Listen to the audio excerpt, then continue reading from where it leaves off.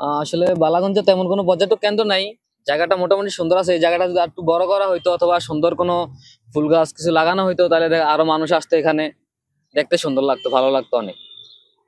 এখানে ঘুরতে আসলাম, অনেক ভালো লাগতেছে বৈশা থেকে। ওয়েদারটা অনেক ঠান্ডা, পানি আছে এখানে, অনেক ভালো লাগতেছে এখানে। খুব ভালো লাগে। আমরা বালাগঞ্জ ইমলা কোনো পর্যটন কেন্দ্র নাই, বাট সে থাকি যদি আমরা এলাকার মাঝে কোনো একটা সুন্দর একটা প্লেস, এই প্লেসের মধ্যে একটা সংস্কার করা হইতো, সরকারি উদ্যোগে কিছু চেয়ার সুন্দর সুন্দর করে হইতো, তাইলে আমরা বিকালে আমরা ইয়াং জেনারেশন যারা অবাই অবাই বয়স মানে ফুলে উলে বয় তারা ইয়া একটু বইলো, এনজয় করলো।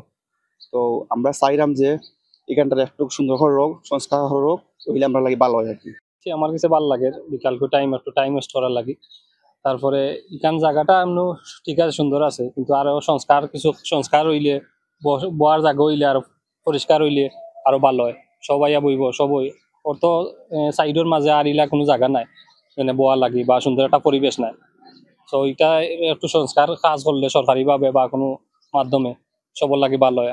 আমি এসেছি বালাগঞ্জ চুইস গেটে। এখানে অনেক সুন্দর আবহাওয়া, প্রকৃতি অনেক সুন্দর এবং এসে অনেক ভালো লেগেছে আমার।